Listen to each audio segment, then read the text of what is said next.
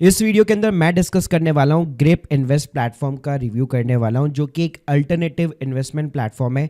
काफ़ी टाइम से इसके ऊपर मैं इन्वेस्ट करता आ रहा हूँ, ऑलमोस्ट जब से ये लॉन्च हुआ था, मतलब 3 से 4 साल हो चुके।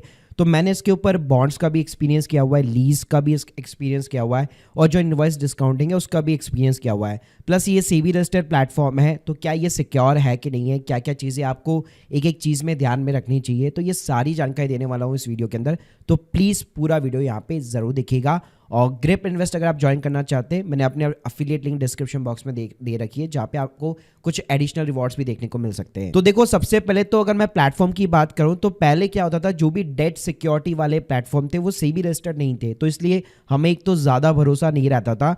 तो लेकिन अभी आप देखोगे रूल्स और रेगुलेशन कंप्लीटली चेंज हो चुके हैं। अब मोस्टली जितने भी प्लेटफॉर्म हमारे इंडिया के अंदर है, चाहे फिर वो गोल्डन पाई है या ग्रिप इन्वेस्ट है, जो भी बॉन्ड्स के अंदर डील करते हैं, mostly they are the SEBI registered basically. तो यहाँ पे आप देख सकते हो, सबसे पहले तो आपको इसका सेबी का लाइसेंस वगैरह प्रॉपर तरीके से इनकी वेबसाइट पे देखने को मिल जाएगा। तो पहले इसका सिंपल सा क्या प्रोसेस रहता है, जैसे आप अपना अकाउंट वगैरह क्रिएट करते हो तो यहाँ पे आपको केवाईसी करनी पड़ती है। तो यार केवाईसी के अंदर क्या रहता है कि जिस भी डीमैट अकाउंट को आप लिंक करना चाहते हो, या जिस भी डीमैट अकाउंट के अंदर आप सिक्योरिटी लेना चाहते हो, क्योंकि यहाँ पे आप सारी जो सिक्योरिटी होती है, सेबी रेगुलेटेड प्लेटफॉर्म है, तो सिक्योरिटीज ना प्रॉपर आपके डीमैट अकाउंट के अंदर जाकर क्रिएट होती है। यानी लेट सपोज कल को अगर ग्रिप इन्वेस्ट बंद भी हो जाता है तो स्टिल आपके पास में सिक्योरिटी रहती है। तो यहाँ पे आपको सारी डिटेल्स, जैसे आपका बेसिकली जो CML होता है, मतलब जहाँ पे DPID मेंशन होता है, आपका पैन नंबर हो गया, ठीक है, कैंसिल चेक वगैरह हो गया, तो ये चीज़ें करके आपको केवाईसी बेसिकली कंप्लीट करनी पड़ती है। अब यहाँ पे आप देखोगे तो ये आपको 4 प्रोडक्ट्स राइट नाउ ऑफर करता है। एक तो हो गया आपका कॉर्पोरेट बॉन्ड्स, एक बास्केट है इनके जिसके अंदर मिक्स है सारी चीज़ें, एक सिक्योरिटाइज डेप इंस्ट्रूमेंट्स हो गया जिसके अंदर मतलब आप कह सकते हो लीजिंग है, और बेसिकली इनवॉइस डिस्काउंटिंग के प्रोडक्ट्स है, और यहाँ पे एक हाई यील्ड FD हो गई। तो चलो पहले मैं कॉर्पोरेट बॉन्ड के साथ में शुरुआत करता हूँ, जो कि वो भी मेरा एकदम मतलब मेरा वन ऑफ द फेवरेट चीज़ है, क्योंकि मैं काफ़ी टाइम से इसके अंदर इन्वेस्टमेंट करता आ रहा हूँ, और मैं NCD बॉन्ड में भी इन्वेस्टमेंट करता हूँ, और उसके ऊपर मेरा सेपरेट वीडियो मैंने ऑलरेडी क्रिएट किया हुआ है, मैं आपको लिंक दे दूंगा डिस्क्रिप्शन बॉक्स। तो देखिए, कॉर्पोरेट बॉन्ड्स के अंदर क्या ग्रिप इन्वेस्ट क्या करता है, ये NCD बॉन्ड्स को तो अलाउ नहीं करता, लेकिन सेकेंडरी मार्केट के अंदर जो बॉन्ड्स अवेलेबल होते हैं वो आप यहाँ पे बाय कर सकते हैं।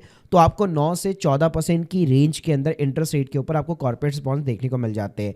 तो वहाँ पे जो बेसिकली आपको देखना पड़ता है कि एक तो बॉन्ड्स की रेटिंग कितनी है। तो यहाँ पे जैसे देखो, आप क्लिक करेंगे तो आप देख सकते हो मल्टीपल्स बॉन्ड्स आपको यहाँ पे देखने को मिल जाएंगे। अब इन बॉन्ड्स के अंदर जनरली आप जैसे देखोगे तो सबसे पहले तो ऊपर ही ऊपर आपको क्रिजल की रैंकिंग देखने को मिल जाएगी, जो भी लेटेस्ट होगी। तो यहाँ पे आपको पता लग जाता है कि हाँ यार, ये वाला बॉन्ड ना लो रिस्क का है। फिर थोड़ा सा अगर आप नीचे जाओगे तो यहाँ भाई ये मॉडरेट रिस्क का है, फिर नीचे जाओगे ये वाले बॉन्ड्स लो रिस्क के हैं, फिर आप थोड़ा सा और नीचे जाओगे तो मॉडरेट रिस्क वाले भी मिल जाएंगे, हाई रिस्क वाले भी मिल जाएंगे।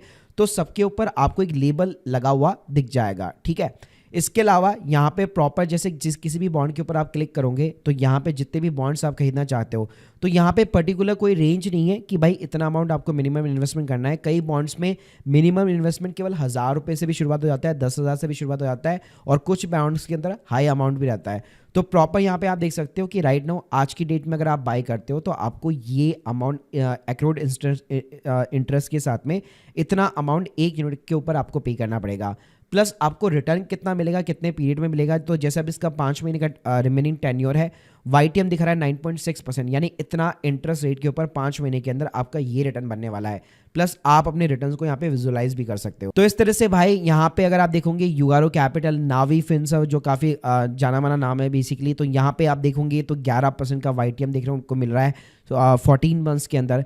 थोड़ा सा अगर आप और नीचे जाओगे तो आपको NBFC कंपनीज देखने को मिल जाएगी जो 12.5% का भी रेट ऑफ इंटरेस्ट ऑफर कर रही है। अर्ली सैलरी हो गया, मनाबा फाइनेंस हो गया, तो मतलब बहुत सारे बॉन्ड्स यहाँ पे देखने को मिल जाते हैं। तो मेजरली आपको एक तो कंपनी की जो है फाइनेंशियल स्ट्रेंथ देखनी पड़ती है, मतलब अगर आप किसी भी कंपनी को ओपन करते हो तो अच्छी बात है कि यहाँ पे चीज़ें जो होती है ना वो सारी आपको लेटेस्ट देखने को मिल जाती है। जैसे डील की पूरी हाईलाइट हो गई कि भाई 11% है। और एक और चीज़ बताना चाहूँगा, मोस्टली यहाँ पे जितने भी बॉन्ड्स लिस्टेड होते हैं वो सारे सीनियर सिक्योरिटी बॉन्ड्स होते हैं, यानी उसके अंदर सिक्योरिटी आपका कवर रहता है। कल को अगर कंपनी बैंकक्रप्ट होती है तो एटलीस्ट जो है आपके पास में चांसेस रहता है पैसा रिकवर करने का। तो प्रॉपर यार कंपनी की जो भी की स्ट्रेंथ वगैरह वो सारी चीज़ें आपको यहाँ पे देखने को मिल जाती है। प्लस उसके अंदर जो भी रिस्क वगैरह भी होगा उसके डिस्क्लोजर भी प्रॉपर आपको देखने को मिल मिल जाते हैं कि हाँ भाई उसकी क्रेडिट रेटिंग इतनी है, लिक्विडिटी आपको इसमें नहीं देखने को मिलने वाली, इंटरेस्ट रेट का रिस्क यहाँ पे हो सकता है। तो इस बॉन्ड्स के अंदर भाई जिस भी बॉन्ड्स के अंदर आप इन्वेस्ट करना चाहते हो सिंपली उनको सेलेक्ट कीजिए, आप यूपीआई के थ्रू, ऑनलाइन नेट बैंकिंग के थ्रू पेमेंट कीजिए और ये जो सिक्योरिटीज होती है सीधा आपके डीमेट अकाउंट के अंदर क्रेडिट हो जाती है और प्रॉपर यहाँ पे आपको कैश फ्लो वगैरह देखने को मिल जाता है कि हाँ भाई इतना कैश फ्लो मेरे पास में आ चुका है। जैसे आप देख सकते हो विविधि के अंदर मैंने इन्वेस्टमेंट कर रखी है तो कब कब कितना कितना कैश फ्लो मेरे बैंक अकाउंट के अंदर क्रेडिट हो चुका है, डीमेट अकाउंट के अंदर क्रेडिट हो चुका है, तो वो प्रॉपर मेरे को यहाँ पे दिखाता रहेगा। और प्लस ये जो सिक्योरिटी होगी, मैंने जो भी डीमेट अकाउंट दिया होगा उसके अंदर जाकर पड़ी हुई है, तो कल लेट सपोज कल को अगर आपको ये टेंशन होती है कि ग्रिप इन्वेस्ट प्लेटफॉर्म ही बंद हो गया तो ये सिक्योरिटी भाई स्टिल आपके पास में रहेगी और जैसे मैच्योर होगी कंपनी भाई आपको डेफिनेटली पैसा देती है। तो यहाँ पे ग्रिप इन्वेस्ट से कोई लेना देना नहीं है, एक बार अगर आपने कोई भी सिक्योरिटी के अंदर ट्रांजैक्ट कर लिया तो। इसके बाद में भाई इसमें दो सेकंड टाइप के जो प्रोडक्ट्स बेसिकली होते हैं वो लीजिंग वाले रहते हैं। मैंने इनके अंदर मैं आपको फ्रैंकली बताऊं पहले तो ये सेबी रेगुलेटेड वगैरह नहीं थे, लेकिन अभी आप देखोगे तो इसमें सेबी रेगुलेटेड भी देखने को मिलेंगे और आरबीआई रेगुलेटेड भी देखने को मिलेंगे।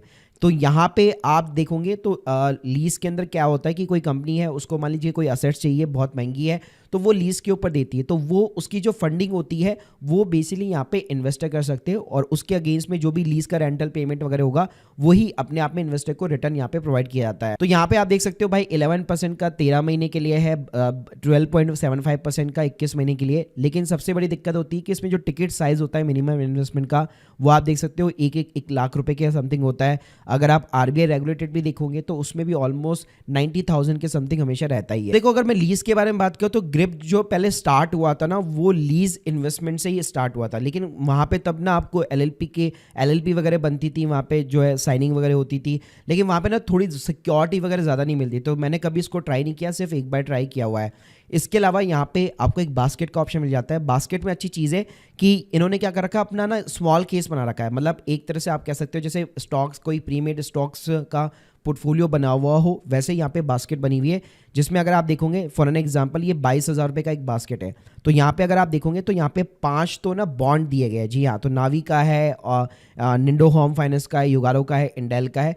तो ये क्या करता है बेसिकली आपकी जो रिस्क एपिटाइट है उसके अकॉर्डिंग बेसिकली आपको डिफरेंट बास्केट प्रोवाइड करता है, जिसका आप वाईटीएम वगैरह चेक कर सकते हो कितना टेन्योर बचा हुआ है। तो यहाँ पे अगर मैं एक यूनिट लेता हूँ तो इसके अंदर मेरे पास में 5 बॉन्ड आ जाएंगे।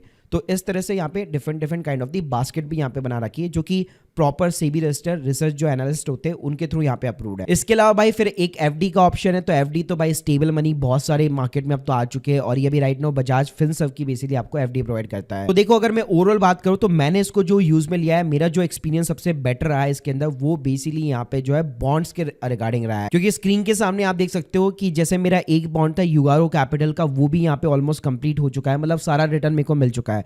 तो इसका जो रिपोर्टिंग चीजें यूआई यूएक्स है बेसिकली वो मुझे काफी अच्छा लगा और काफी सारे अलग अलग डिफरेंट यहाँ पे कंपनीज के जो है आपको प्रॉपर तरीके से चीजें देखने को मिल जाती है, स्पेशली बॉन्ड के अंदर कि भाई हाँ इतना रिस्क यहाँ पे है इस बॉन्ड के अंदर। जैसे अगर मैं क्रेडिट रेटिंग की बात करूँ तो ये अपने आप बता देता है हाँ भाई ये लो रिस्क वाला है, ये मॉडरेट रिस्क वाला है, प्लस उसके जो भी लेटेस्ट फाइनेंशियल्स वगैरह होते हैं, जो भी क्रेडिट रेटिंग्स होती है, जो भी आपका आईआरआर रहता है, हिल टू मैच्योरिटी रहती है, तो उसका पूरा कैलकुलेशन बता देता है। तो ओवरऑल बात करो तो बॉन्ड इन्वेस्टमेंट के लिए काफ़ी अच्छा खासा प्लेटफॉर्म है और जैसे मैंने बताया कि इनका जो लीज वगैरह है, एसडीआई वगैरह है, इनवॉइस डिस्काउंटिंग है, वो बेसिकली मैंने कभी ट्राई नहीं किया। Guys hope you like this video, please subscribe our channel. अगर आप लोग के कोई भी डाउट्स है तो कमेंट बॉक्स के अंदर जरूर बताइएगा। यहाँ पे एक और चीज़ बताना चाहूँगा कि आप अपने बॉन्ड्स को ग्रिप इन्वेस्ट को वापस भी बेच सकते हैं, क्योंकि जनरली इसके अंदर लिक्विडिटी होती नहीं है, लेकिन यहाँ पे बॉन्ड्स ग्रिप इन्वेस्ट आपको एक फैसिलिटी यहाँ पे प्रोवाइड करता है कि आप उनको कांटेक्ट कर सकते हो ताकि वो बायर ढूंढ सके तो उसके प्राइस के ऊपर आप बेच सकते हो। बाकी जनरली क्या होता है इन बॉन्ड्स के अंदर कभी भी लिक्विडिटी नहीं होती है।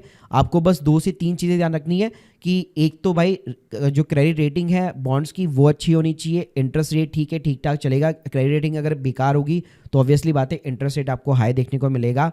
और पास्ट में अगर मैं डिफ़ॉल्ट की बात करूं तो बिग बाजार ने डिफ़ॉल्ट किया था, डीएचएफएल ने डिफ़ॉल्ट कर रखा था, तो आपको यहाँ पे थोड़ा सा अपना दिमाग यहाँ पे लगाना पड़ेगा किसी भी कॉर्पोरेट बॉन्ड के अंदर एंट्री मारने से पहले। बाकी गाइस आप लोग का क्या पॉइंट ऑफ व्यू है ग्रिप इन्वेस्ट या इससे मतलब ऐसे और अदर प्लेटफॉर्म से उनके बारे में प्लीज़ मुझे कमेंट बॉक्स के अंदर जरूर बताइएगा। और ज्वाइन करना चाहते हैं link in the description box, जहाँ से आपको कुछ एडिशनल रिवॉर्ड्स वगैरह भी देखने को मिल जाएंगे। Thank you guys, thank you very much.